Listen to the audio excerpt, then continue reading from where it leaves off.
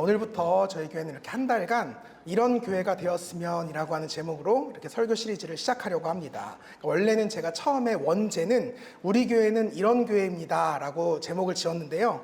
제가 지난 주일에 그 분당 우리 교회를 담임하시는 이찬수 목사님 설교를 듣다가 목사님께서 이런 말씀을 하시더라고요. 교회는 언제나 현재에 머무르면 안 됩니다. 언제나 미래지향적이어야 합니다. 이 말을 딱 듣고 보니까요, 우리 교회는 이런 교회입니다 라고 말하는 것 자체가 너무 이렇게 현재지향적인 그런 말인 것 같은 거예요. 그래서 이 시리즈의 제목을 보다 미래지향적으로 이런 교회가 되었으면 이라고 하는 제목으로 좀 바꾸어 보았습니다.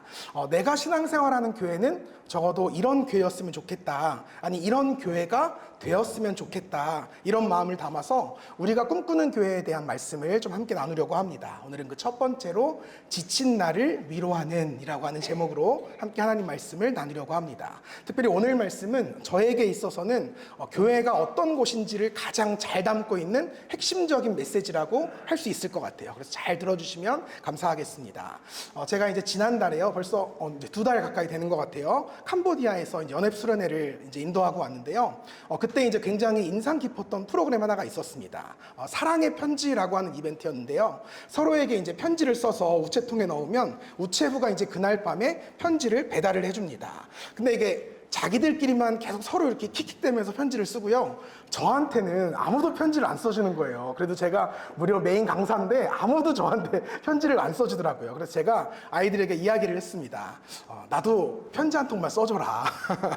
만약에 나를 웃기거나 울리는 편지가 있으면 내가 그 사람한테 $1씩 선물로 주겠다 라고 이야기를 했습니다. 근데 그때부터요, 편지가 쏟아지는 거예요.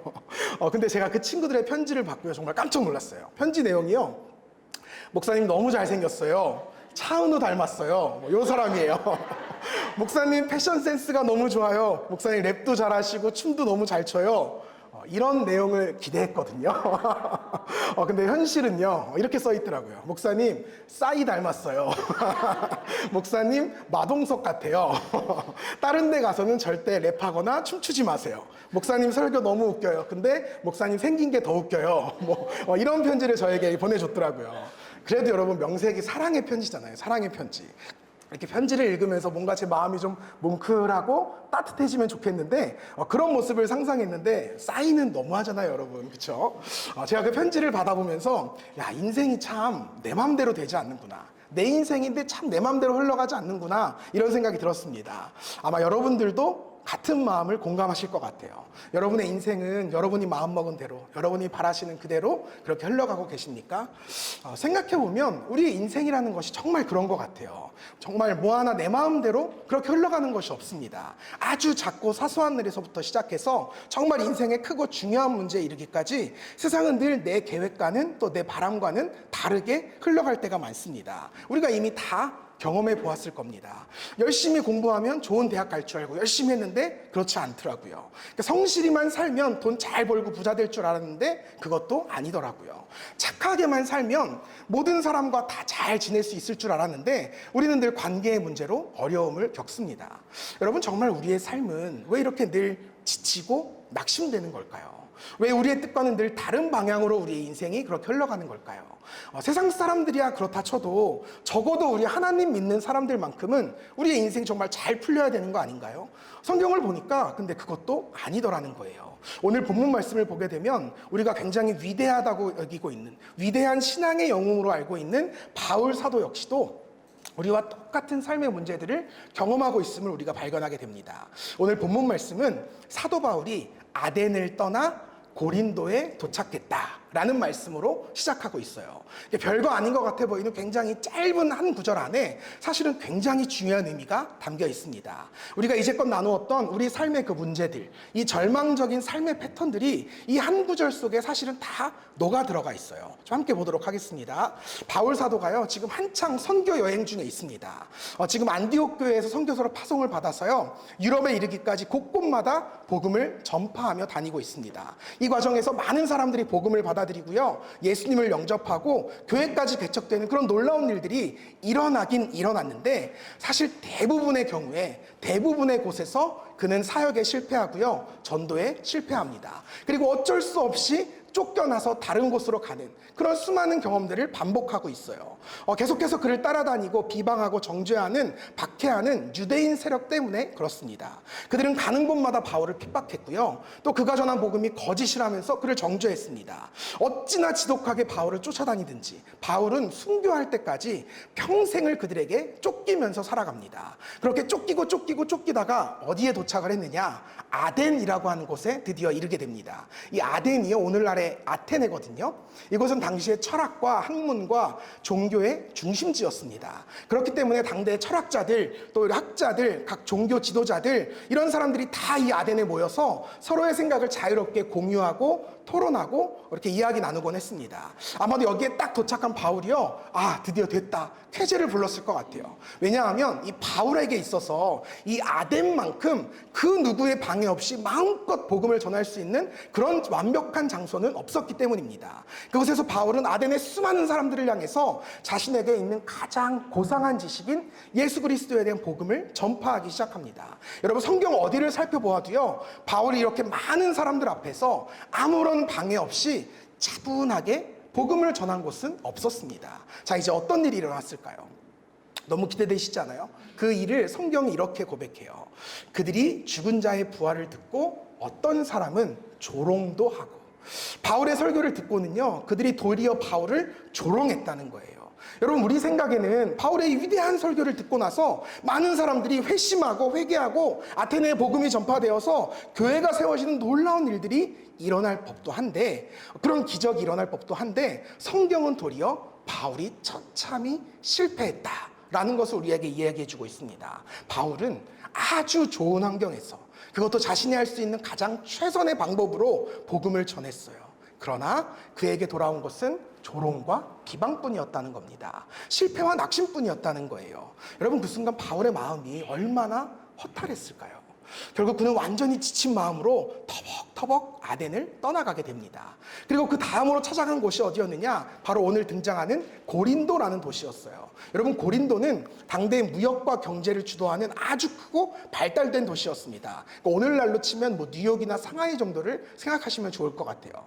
당시 고린도에는 언제나 수많은 사람들이 몰려 있었고요. 그러다 보니까 그 많은 사람들이 자연스럽게 다 자기가 믿는 신들을 데리고 고린도로 들어왔습니다. 그 우상들이 어찌나 많았던지, 신전들이 얼마나 많았던지, 지중해 연안 국가의 모든 신들이 다 고린도에 총집합했다라고 해서 고린도의 별명은 우상들의 도시라고 별명이 지어지기도 했습니다.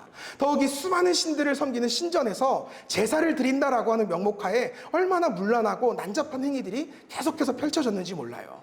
이처럼 아주 세속적인 문화를 고스란히 담고 있는 도시가 바로 환락의 도시 고린도였다는 것입니다. 그러한 고린도에 도착한 바울의 심정이 여러분 어땠을까요? 여러분, 그 마음이 어땠을까요? 아마 입이 정말 턱 벌어지지 않았을까요? 여러분, 한번 상상해 보세요. 바울이 이제껏 오랜 시간 박해자들에게 쫓겨서요, 수많은 사역의 실패들을 경험했습니다. 특별히 아덴에서는 조롱당하고 수치를 겪었어요. 그리고 쫓겨났어요. 몸도 마음도 완전히 지쳐 있었습니다. 이제는 조금은 쉽게 가고 싶지 않았을까요? 조금은 쉬운 환경을 기대하지 않았을까요? 그런데 그러한 때에 도착한 곳이 바로 타락의 도시 고린도였다는 겁니다. 제가 한 10년 전에요, 목사 안수를 받으면서 교회를 개척해야 되겠다라는 마음을 가지고 교회 개척을 준비했던 적이 있어요. 지금은 판교가 어마어마하게 발전을 했는데 그때만 해도요, 이제 막 판교가 개발되기 시작할 때였어요. 그래서 이제 비어있는 건물들이 굉장히 많았습니다. 어차피 비어있으니까 내가 쓰면 되겠다, 이런 생각이 들어서 연락을 했죠. 근데 그때마다 마음이 너무 어려워지는 거예요. 이게 부르는 게 값이라고 너무너무 비싼 거예요, 임대료가. 그러니까 자연스럽게 판교 쪽은 점점 더 이렇게 발길을 끊게 됐고요. 그렇게 저에게 주어진 현실에 맞춰서 조금씩 지역을 이동하다 보니까, 세상에, 이게 제가 갈 수 있는 곳이라고는 아주 낙후된 지역에, 그것도 유흥가 한가운데 있는 그 건물 하나밖에 없는 거예요. 구도가 이래요. 술집, 나이트, 그리고 그 가운데가 교회 건물이래요. 이게 뭐 삼위일체도 아니고 술집, 나이트, 교회, 이렇게 건물이 돼 있는 거예요. 여기에 교회가 들어선다고 생각하니까 제가 도무지 자신이 없는 거예요. 여기에서 앞으로 내가 누굴 전도할 수 있을까? 내가 어떻게 전도를 할 수 있을까? 복음을 전할 수 있을까? 너무 막막한 거죠. 아마 고린도 앞에 선 바울 사도의 심정이 딱 이랬을 것 같다는 거죠. 여러분, 우리가 흔히 착각하는 사실 한 가지가 있습니다. 그것은 적어도 바울 정도 되는 신앙의 슈퍼히어로라면 설사 낙심되는 일을 만난다 할지라도 우리처럼 그렇게 쉽게 지치거나 포기하진 않을 거야 라고 생각하는 거예요. 그는 믿음으로 다 이겨낼 것만 같습니다. 하지만 성경은 놀랍게도 바울 역시도 우리와 똑같은 성정의 사람이었다라고 기록하고 있어요. 이 말은 곧 그도 우리와 똑같은 절망과 낙심을 경험했고 눈물과 상처를 그렇게 경험했다는 겁니다. 실제 바울 사도가 고린도 교회에 보냈던 편지를 좀 같이 보도록 하겠습니다. 고린도전서 2장 3절에 보면 이렇게 기록되어 있어요. 내가 너희 가운데 거할 때에 약하고 두려워하고 심히 떨었노라. 바울이 지금 뭐라고 고백해요? 내가 고린도에 처음 갔을 때 나는 매우 지쳐 있었고 매우 약해져 있었다. 고린도라고 하는 도시의 그 화려함에 압도당해서 그때 당시 내가 얼마나 두려워했고 심히 떨었는지 모른다. 고린도에 도착했던 그가 얼마나 지치고 연약해져 있었는지 성경은 우리에게 그 모습을 아주 적나라하게 전해주고 있다는 거예요. 바울이 아덴을 떠나 고린도에 도착했다. 이 짧은 한 구절 안에는 바로 이런 의미가 담겨 있는 것입니다. 여러분 잘 아시겠어요? 무엇 하나 내 뜻대로 되지 않는 인생. 나는 정말 잘해보려고 했는데 도무지 풀리지 않는 나의 인생. 바울 역시도 우리와 똑같은 삶의 문제 앞에서 지쳐 있었고 약해져 있었다는 겁니다. 그 역시 수많은 실패와 상처를 경험하고 무수히 절망하고 낙심했다는 거예요. 바로 이러한 때에 바울 사도가 어떻게 했을까요? 여러분 어땠을 것 같아요? 여러분 그래도 바울이잖아요. 적어도 바울이라면 기도와 찬송으로 이 어려움을 잘 극복하지 않았을까요? 더욱이 바울이요, 이 기도와 찬양의 능력을 누구보다 잘 알고 있는 사람이었어요. 앞선 사도행전 16장의 말씀을 보면 바울과 실라가 빌립보에서 복음을 전하다가 감옥에 갇히거든요. 그때의 상황을 성경이 이렇게 고백해요. 이 말씀을 한번 같이 읽어보면 좋겠는데요. 같이 읽겠습니다. 시작. 한밤중에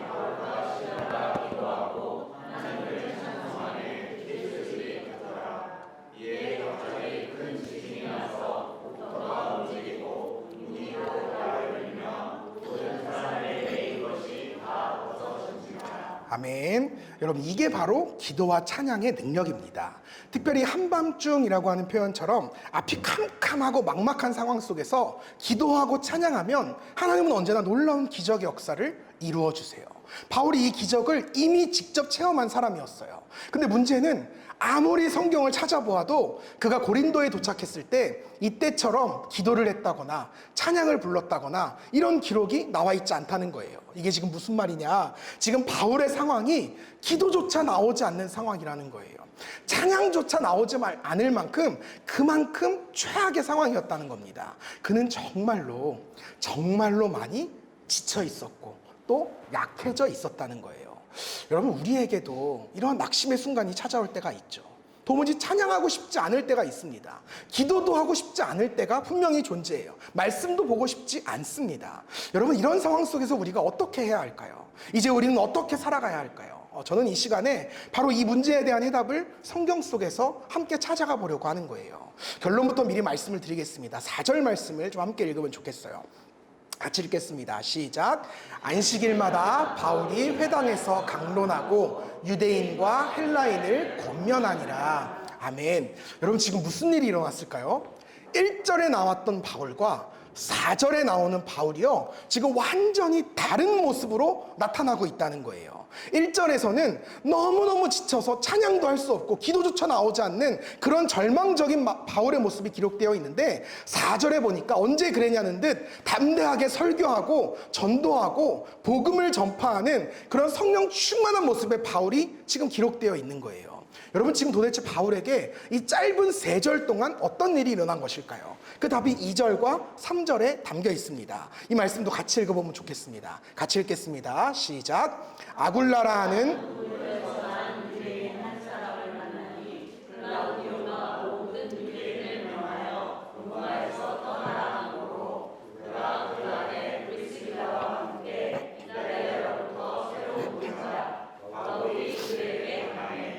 생업이 같으므로 함께 살며 일을 하니 그 생업은 천막을 만드는 것이더라. 아멘. 여러분 오늘 성경이요, 우리에게 전해주는 메시지는 딱 하나입니다.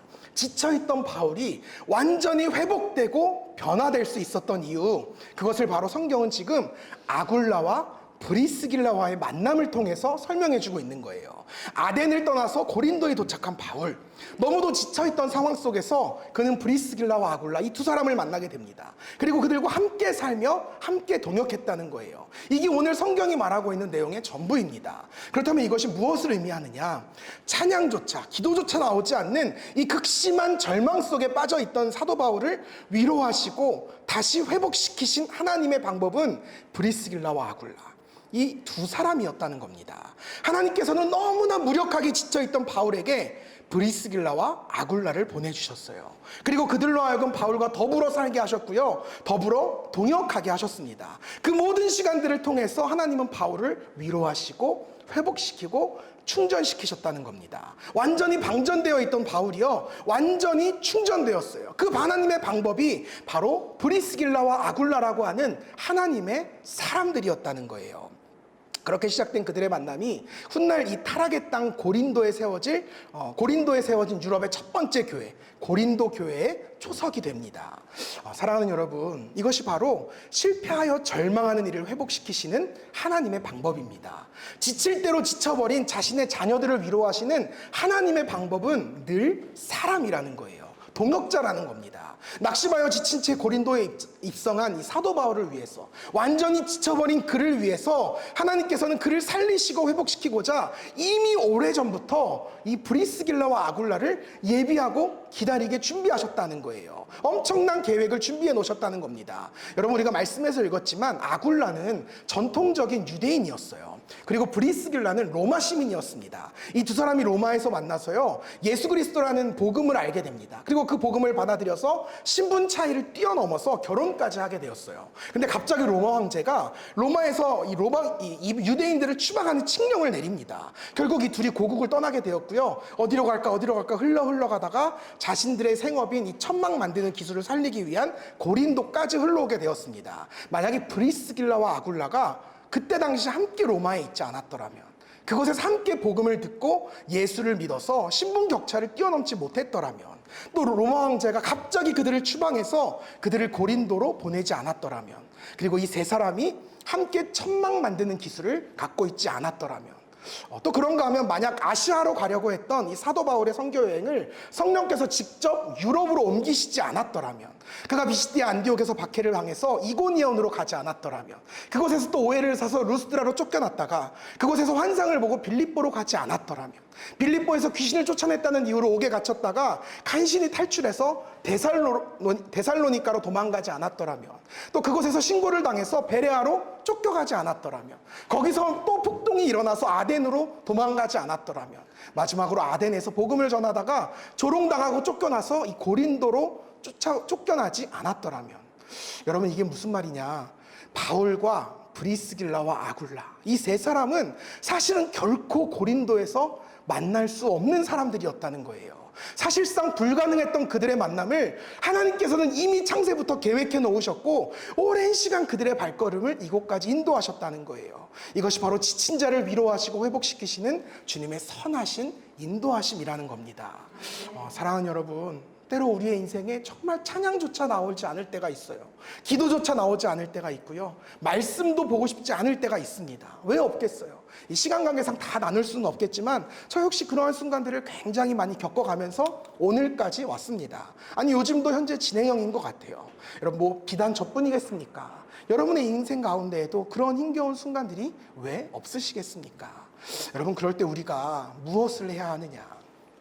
하늘을 향해서 기도하는 것 물론 해야 하죠. 하지만 그에 앞서서 그것과 더불어서 또 한 가지를 해야 한다는 거예요. 그것은 바로 서로의 옆을 바라봐야 한다는 거예요.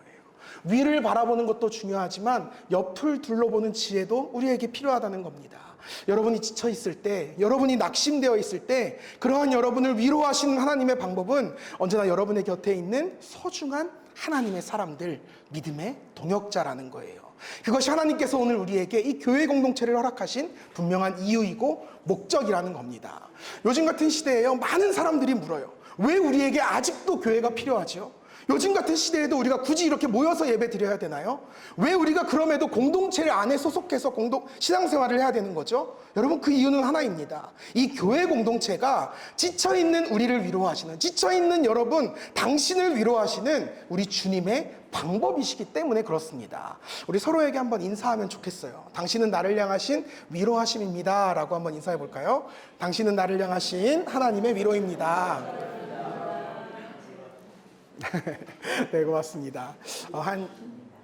제가 이제 종종 드렸던 간증인데요. 10년 전쯤에 제 친한 동기 목사님이 안산에 교회를 개척했던 적이 있어요. 아무것도 없어요. 그냥 상가 3층을 덜컥 계약을 하고요. 교회를 개척했다고 연락이 온 거예요. 가보니까요, 정말 아무것도 없어요. 뭐 잘 꾸며진 공간도 없고 장비도 없고 무엇보다 성도가 없어요. 달랑 이제 친구 부부랑 그 가족들 몇 명 이렇게 모여서 예배 드리는 거예요. 근데 정말 제 가슴이 아팠던 건 그 친구가 계속 덜덜덜덜 떨고 있는 거예요. 자기도 모르게 떨고 있는 거예요. 막상 딱 개척을 해놓고 보니까 이 빈 예배당을 보고 그제서야 이 현타가 온 거예요. 당장 다음 달 월세부터 이거 어떻게 메꿔야 되지? 이거 도와줄 사람 하나 없는데 이거 어디서부터 어떻게 시작해야 되지? 너무 두려워하는 거예요. 그 모습을 제가 이렇게 보는데요. 저도 모르게 실언을 했어요. 걱정하지 마. 내가 도와줄게. 그런 말을 하면 안 됐는데 그런 말을 저도 모르게 한 거예요. 그래서 이제 얼마간 그 친구와 함께 그 개척교회를 섬겼어요. 여러분, 개척교회가 뭘 할 수 있겠어요? 뭘 하겠어요? 눈 뜨면 그냥 전도하러 가는 거죠. 그 근처에 중학교가 하나 있었거든요. 매일같이 그 중학교에 정말 출석 체크하는 거예요. 비가 오나 눈이 오나 이렇게 사탕 몇 개 들고 가서 다 이제 친구들 나눠주고 오는 거죠. 근데 이것들이 사탕을 받으면 곱게 먹고 가면 참 좋을 텐데 쓰레기를 다 그냥 버리고 가는 거예요. 땅바닥에. 그러면 전교생이 다 지나가고 나면 그 일대가 아주 그냥 쓰레기장이 돼요. 그러면 또 이제 그거 다 주워야죠. 그렇게 매일 전도를 나간 지 100일째 되었습니다. 딱 100일 기념으로 저희가 떡볶이 파티를 했어요. 학교 아이들을 다 초청을 했습니다. 여러분, 요즘 시대에 우리가 21세기 살잖아요. 요즘 시대에 떡볶이 먹겠다고 몇 명이나 학교에 오겠어요? 여러분, 몇 명 왔을까요? 몇 명 왔을 것 같아요? 사진을 제가 한 장 준비했는데 300명. 지금 요게 예전 거라서 이제 화질이 좋지 않아요. 300명이 왔어요. 그 좁은 곳에 300명이 떡볶이 하나 먹겠다고 저렇게 지금 줄을 서 있는 거예요. 제가요, 정말 제 눈으로 보면서도 믿지 못했습니다. 물론 이 아이들이 다 그 교회 교인이 된 건 아닌데요. 저 중에 10명의 아이들이 교회에 등록하고 지금까지 교회 든든한 기둥들이 되어주고 있어요. 정말 하나님의 은혜죠. 그렇게 이제 100일간 제 친구를 이렇게 동역하는 걸 도와주고요. 저도 이제 다시 제 사역지로 돌아와야 되니까 이제 돌아오는 그날 친구랑 이제 인사를 하는데요. 그 친구가 저에게 이런 말을 하는 거예요. 원서가, 내가 생각해 보니까 내 기도에 대한 하나님의 응답이 너였던 것 같아. 혼자서 도저히 어떻게 해야 될지 몰라서 두려움에 벌벌 떨면서 하나님께 기도했거든. 제발 하나님 도와주세요, 도와주세요. 근데 마침 너가 딱 우리 교회에 왔고 오랜 시간 나와 함께 해줬어. 그리고 이 교회를 이렇게 같이 세워줬어. 너 덕분에 지쳐있던 내 마음이 많이 위로를 받았어. 너는 정말 지친 나를 위로해 주신 하나님의 방법이야. 제가 그 말을 듣는데요, 마음이 얼마나 뭉클하던지 모르겠어요. 하나님의 응답이 나라니. 여태까지 한 번도 이런 말을 들어본 적이 없거든요. 하나님의 응답이 나라니. 하나님께서 나를 이렇게 사용해 주시다니. 사랑하는 여러분, 여러분에게 있어서 저라는 존재가 여러분의 마음을 따뜻하게 감싸주는 그런 목회자가 되기를 저는 오늘도 다짐합니다. 제가 여러분을 향하신 하나님의 위로하심이기를 바라요. 그리고 또 한 가지, 여러분이 서로가 서로에게 하나님의 위로하심이 되어줄 수 있으면 좋겠습니다. 서로의 기도에 응답이 되어주길 바랍니다. 정말이지 내가 사랑하는 교우 때문에, 사랑하는 친구들 때문에, 함께하는 동역자들 때문에, 사랑하는 교회 공동체 덕분에 내 삶의 모든 절망과 낙심을 이겨내고 내 안에 쓰라린 아픔과 상처에서 회복될 수 있었다. 이러한 놀랍고 아름다운 간증들이 우리 사랑하는 교회 안에 가득할 수 있기를 주님의 이름으로 축복합니다. 말씀을 좀 맺으려고 하는데요. 아마 저희 교회 그 첫 예배에 나오셨던 분들은 아시는 내용이고요. 제가 이제 그 올 여름 내내 집회를 다니면서 이 말씀은 다 전했는데 생각해 보니까 우리 교인들만 모르는 것 같더라고요. 이제 첫 예배에 참여하지 못한 우리 교인들은 우리 교회가 어떻게 탄생하게 됐는지를 모르는 분들도 계시는 것 같아서 제가 저희 사랑하는 교회의 그 탄생 스토리를 잠깐 간증하고 말씀을 좀 마치려고 합니다. 제가 처음 이제 주님으로부터 교회 개척에 대한 부르심을 받았습니다. 그리고 본격적인 준비를 시작할 때였어요. 저는 사실 교회 개척이 굉장히 쉬운 줄 알았어요. 그냥 교회가요, 비어있는 건물에 십자가 하나 툭 꽂으면은 교회입니다 이렇게 교회가 시작이 되는 줄 알았어요. 근데 그렇지 않더라고요. 교회를 하나 세운다라고 하는 것이 이렇게 어렵고 고된 일이라는 것을 개척을 하고 나서야 알았습니다. 아마 이걸 알았더라면 저는 절대 교회 개척 안 했을 것 같아요. 비어있는 건물에 십자가 하나 꽂는 일이 그렇게 어렵더라고요. 일단 십자가 하나 꽂는 값이 그렇게 비쌀 줄 몰랐어요. 일례로 이제 비어있는 건물이, 이제 저희 동네에 비어있는 건물이 있더라고요. 한 6개월간 계속 비어있는 거예요. 그래서 이제 아까도 그랬지만 비어있으니까 내가 가면 되겠구나 이런 생각을 가지고 전화를 했어요. 여기 좀 들어가고 싶은데 여기 얼마예요? 물어봤더니 보증금 1억에 월 1,100만 원이에요. 굉장히 산뜻하게 얘기하시는 거예요. 뭐 이 정도는 원래 다 한다는 듯이 네, 월 1,100만 원만 내시면 돼요 이렇게 이야기를 하시더라고요. 야, 지금 내 연봉이 1,000만 원이 안 되는데 내가 월 1,100만 원을 어떻게 이걸 감당하지? 그래서 그때요, 제가 생각을 바꿨습니다. 이게 처음부터 무리하게 빚을 지고 시작하면 나도 힘들고 우리 성도들도 너무 힘들겠구나. 모두가 행복하게 교회 생활하는 게 너무 힘들고 부담이 되겠구나. 그런 생각이 들어서요, 일단은 교회가 어느 정도 조금 안정되기까지는 주일만 이렇게 공간을 대여해서 이제 시작을 해야 되겠다. 예배를 드려야겠다. 그리고 조금씩 자리가 잡혀가면 건물은 그때 가서 생각해도 되겠다. 주님이 예비하신 장소가 분명 있을 거다. 이런 믿음을 가지고요, 그때부터 이제 제가 새로운 희망을 품었어요. 그리고 이제 이 위례 지역의 모든 지역을 다 찾아다니기 시작한 거예요. 뭐 소극장부터 시작해서 뭐 카페, 스튜디오, 뭐 학원, 심지어 와인바, 다른 교회까지요. 사람만 모일 수 있는 곳이라면 제가 다 찾아간 것 같아요. 말 그대로 정말 맨 땅에 헤딩하면서 장소를 찾기 시작했습니다. 보이는 곳마다 들어갔어요. 들어가서 안녕하세요, 제가 목사인데요, 주일에 예배드릴 공간을 좀 찾고 있습니다. 혹시 여기를 좀 주일에 몇 시간만 좀 대여할 수 있을까요? 근데 제가 당분간 돈은 못 드려요. 그래도 좀 빌려주시면 좋겠어요. 이 말을요, 한 달 동안 한 200번 정도 이게 하고 다닌 것 같아요. 이쯤 했으면 나와야 되잖아요. 이쯤 했으면 주님이 예비하신 장소가 나와야 되잖아요. 근데 없는 거예요. 위례를 다 돌았는데 없는 거예요. 뭔가 마음에 좀 들고 괜찮다 싶은 공간이 있으면 너무 비싼 렌트비를 요구하든지 아니면 아예 깔끔하게 욕을 하고 쫓아내더라고요. 요즘 같은 최첨단 21세기에도 재수없다고 소금 뿌리는 일이 실제로 존재하더라고요. 제가 지금은 이렇게 웃으면서 이야기하지만 그때는 정말 제 심정이 얼마나 비참했는지 몰라요. 야, 내가 지금 이게 내일 하겠다는 것도 아니고 주님의 교회 세우겠다는데 내가 굳이 이런 멸시를 받아야 되나? 천대를 받아야 되나? 이런 생각이 들더라고요. 그렇게 어느덧 3월이 되었습니다. 그때까지 아무것도 보이지 않는 거예요. 제 속에 이제 제 마음에 4월 정도면, 꽃피는 4월 정도 되면은 교회가 시작되지 않을까라는 생각이 있었는데 이미 막 꽃봉오리가 올라오고 있는데 아무것도 보이질 않는 거예요. 어찌나 그 순간에 막막하던지. 그래서 하루는 집을 나서면서 생각을 했어요. 오늘 못 찾으면, 오늘까지 없으면 나 진짜 관둔다. 나 그냥 절대 개척 안 하고 그냥 목회도 때려친다. 이런 비장한 심정을 가지고 그렇게 이제 집 밖을 나섰습니다. 또 이제 정처 없이 이 거리를 계속 이렇게 헤맸던 것 같아요. 제가 목사인데요, 주일에 예배드릴 장소를 찾고 있습니다. 돈은 못 드려요. 이 말을 또 계속 반복하면서 하루 종일 다녔어요. 대답은 여전히 no, 안 된대요. 안 된다는 거예요. 이제 그만하자. 개척은 내 길이 아닌가 보다. 이런 생각을 가지고 터벅터벅 이제 차를 타러 주차장에 가고 있었어요. 근데 그 주차장 바로 옆에요, 그동안 제가 못 봤던 조그만 카페 하나가 있는 거예요. 이게 진짜 마지막이다 이렇게 생각을 하고 그 카페에 들어가서 사장님께 여쭸어요. 제가 목사인데요. 또 이제 같은 말을 반복을 한 거죠. 근데 그때 사장님이 저한테 도리어 물어보시는 거예요. 혹시 어디서 소개받고 오셨어요? 그래서 아니요, 저 그냥 지나가다가 들어왔는데요.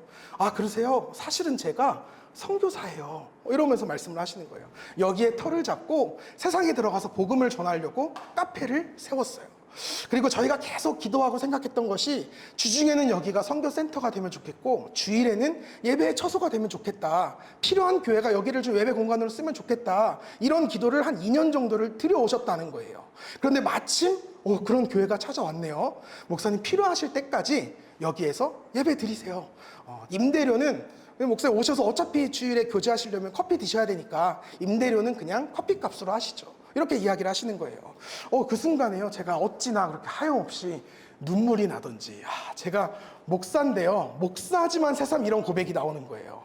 하나님 정말 살아 계시는군요. 목사님 지 10년 만에 이런 고백이 나오는 거예요. 하나님 정말 살아 계셨군요.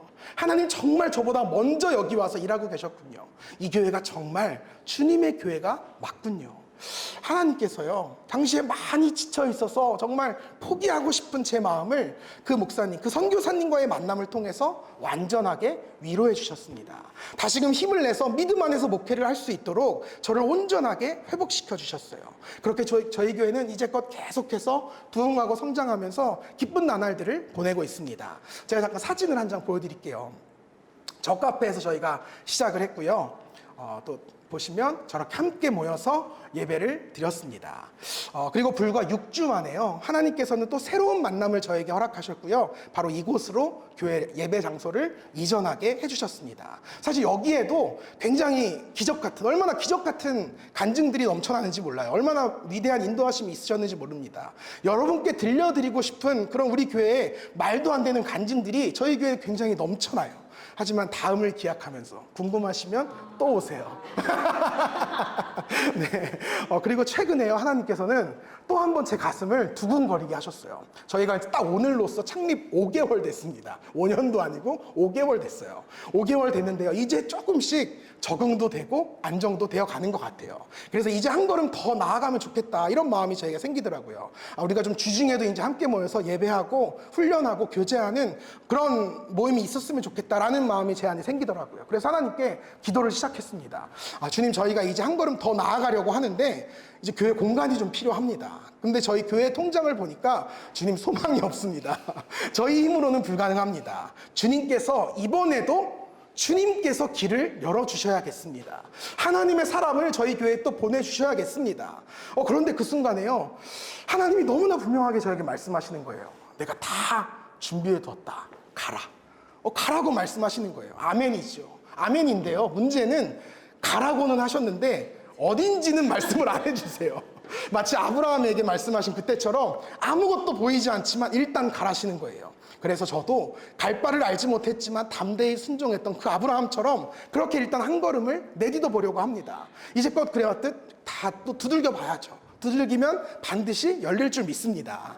근데 이제는요, 그때는 제가 혼자 했는데 이제는 혼자 안 하려고 그래요. 우리가 함께 가기를 소망합니다. 함께 서로를 위로하고 격려하면서 함께 갑시다. 여러분, 문은 제가 두드릴 테니까 여러분은 때마다 일마다 저를 위로해 주시고 격려해 주시고 축복해 주시고 기도해 주시길 바라요. 그래서 이 시간에 제가 이 말씀을 준비하는데 문득 하나님이 저한테 그런 마음을 주시더라고요. 전 교회적으로 제가 좀 선포하고 싶어요. 오늘부터 9월 한 달간, 여러분들 굉장히 싫어하실 수 있지만 전교인 특별 금식 기도를 제가 좀 선포하고 싶어요. 하나님이 저한테 그런 마음을 주시더라고요. 하루에 함께 금식하면서 하나님께서 이미 예비해 놓으신, 미리 준비해 놓으신 그 놀라운 축복을 함께 받아 누리고 그 기도가 응답받는 놀라운 역사를 우리 모두가 다 함께 체험할 수 있는 그런 일들이 우리 안에 동시에 일어날 수 있기를 주님의 이름으로 축복합니다. 여러분, 저에게는 분명한 확신이 있어요. 하나님께서 분명히 지금껏 그래 오셨듯이 전혀 예상치 못한 방법으로 저희를 또 인도에 가실 줄 믿습니다. 반드시 우리에게 또 한 번 하나님의 사람을 보내주셔서 그 길을 열어주실 줄로 믿습니다. 바라기는 여러분들에게도 저와 동일한 믿음이 있으시기를 주님의 이름으로 축복합니다. 잊지 마시고 꼭 함께 기도해 주시기 바랍니다. 사랑하는 여러분, 저는 우리 교회가 정말이지 이렇게 함께 가는 교회가 되기를 바라요. 함께 이 믿음의 여정을 걸어가면서 함께 기도하고 함께 위로받고 함께 힘을 내면서 함께 이 기적을 이루어가는 그런 교회가 되기를 간절히 바랍니다. 브리스길라와 아굴라로 인해서 지친 바울의 인생이 완전히 회복되었듯이 저는 하나님께서 저와 여러분의 인생을 이 교회를 통해서, 이 교회에서 내게 허락하신 믿음의 동역자들을 통해서 완전히 회복하시고 치유하실 줄 믿습니다. 우리 교회가 지친 나를, 또 지쳐있는 우리를 위로해주는 그런 교회가 되기를 바랍니다. 이런 교회가 되었으면 합니다.